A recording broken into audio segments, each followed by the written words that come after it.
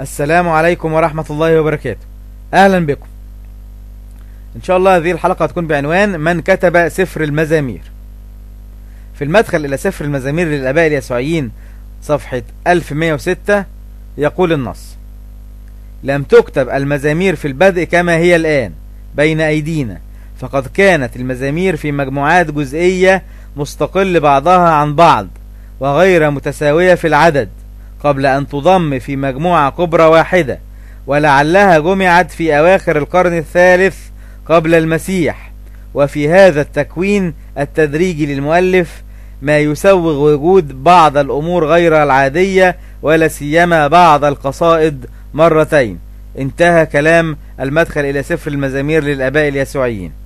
طيب الكلام ده معناه ايه؟ معناه ان علماء المسيحية مش عارفين متى جمع أسفار المزامير. الكلام دوت بيقولوا علماء المسيحية في المدخل إلى سفر المزامير في جملة لعلها جمعت في أواخر القرن الثالث. لعلها جمعت في أواخر القرن الثالث قبل المسيح. تاني حاجة وجود بعض الأمور غير العادية زي وجود بعض القصائد مرتين. يبقى في تكرار للقصائد، وهذا يعني خطأ بشري لا يمكن أبدا أن يكون بوحي من الروح القدس. طيب ازاي الكلام ده تكرار القصائد والأعداد؟ يعني مثلا نجد أن المزمور رقم 14 هو المزمور رقم 53.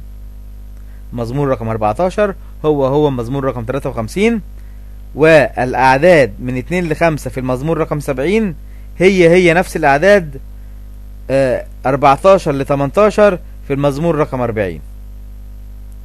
أيضا نجد أن المزمور 108 عبارة عن ايه؟ عبارة عن الأعداد من 8 ل 12 في المزمور رقم 57 زائد الأعداد من 7 ل 14 في المزمور رقم 60. يبقى اللي كتب المزمور رقم 108 قطع حتة من مزمور رقم 57 وقطع حتة من مزمور رقم 60 وجمعهم على بعض وقال ده اسمه المزمور رقم 108. يبقى ده كله اسمه ايه؟ اسمه تدليس، ولا يمكن ابدا ان يكون هذا بدعوى الهام او بدعوى من الروح القدس. ايضا في المدخل الى سفر المزامير للآباء اليسوعيين صفحة 1117 يقول النص ان 84 مزمور تنسب الى داود واخرى الى كتبة مختلفين، وهم ارميا، حزقيال، زكريا، حجي، وبني يوناداب، وتضاف اليها احيانا معلومات غير معروفة عن ظروف تأليف المزامير.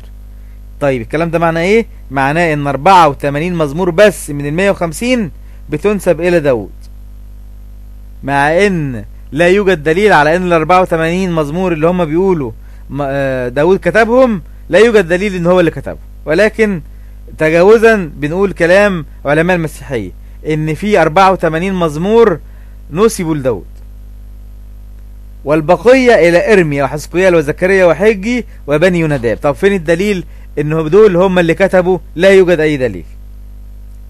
الامر الاخر بيقول النص في المدخل الى سفر المزامير للآباء اليسوعيين انه لا يعرف احد معلومات عن ظروف تأليف المزامير. لا يعرف احد معلومات عن ظروف تأليف المزامير. مش عارفين ايه هي الظروف اللي خلت داود او كتبت المزامير تؤلف هذه المزامير. طيب ان شاء الله نكون يعني قد وفقنا في هذا الطرح. نستودعكم الله ونلتقي ان شاء الله في الحلقة القادمة، والسلام عليكم ورحمة الله وبركاته.